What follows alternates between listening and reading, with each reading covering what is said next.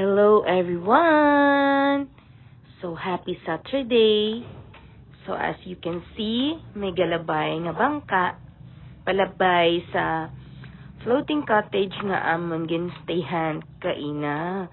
So plan namon is mag-walking, but since ang weather daw wala gid sa amon, so nagtalithi, no?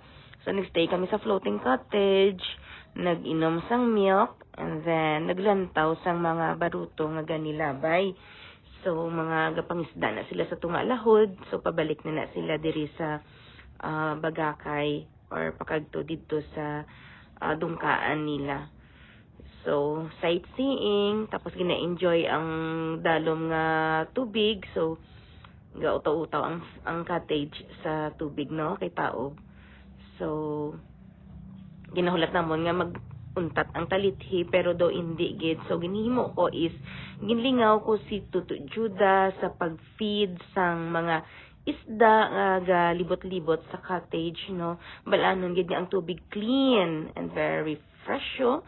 Lantawa gina tulod sa mga isda ang biscuit, no. Iyan na sang Hansel biscuit, gina kagat-kagat nila, oh, na ginaagawan nila ang biscuit. So nalingaw kami dira na lang kami nag-enjoy. So ginubos gid namon ang 1 pack nga biscuit na sang Hansel pakaon sa ila.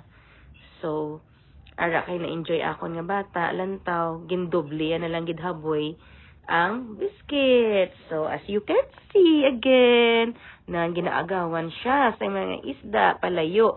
So gapalayo na ang biscuit, hindi kay naanod kundi ginatulod-tulod nila sang ilang nga mga simod na mo nang adoga palagyo. So samtang ginaano na nila nagainagaw sila sang tusik-tusik ga palayo nan, di ba kanami lang tahon malingaw kagid.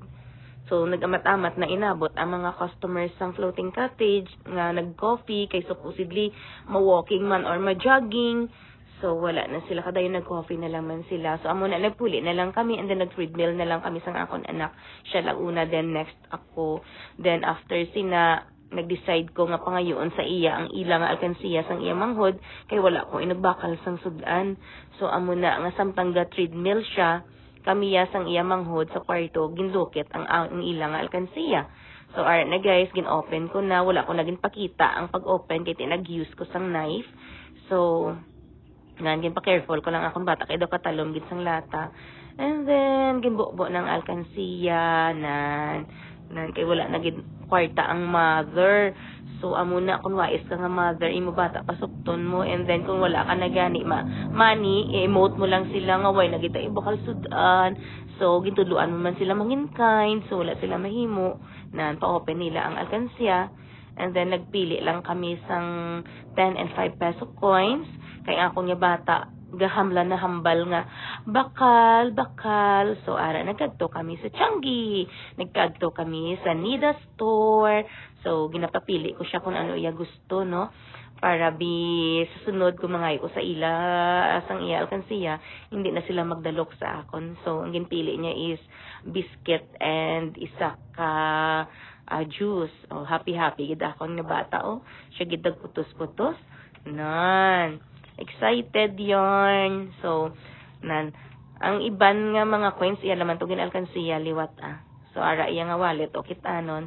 So nakapamakal kami worth 325 sa Nida store.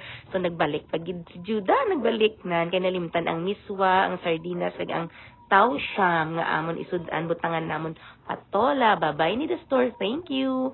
So that is, or this is the way pabalik sa amon nga house. Nan ara amon landmark always sa mga deliveries kag sa mga mails. Amon na siya ang Iglesia ni Cristo Church. Sa tubang sinais ang famous na Tito Tats Restaurant. And then pabalik na kami sa amon balay ang Alfels Cafe na namit-namit na dahil native coffee, friend ko man ang owner.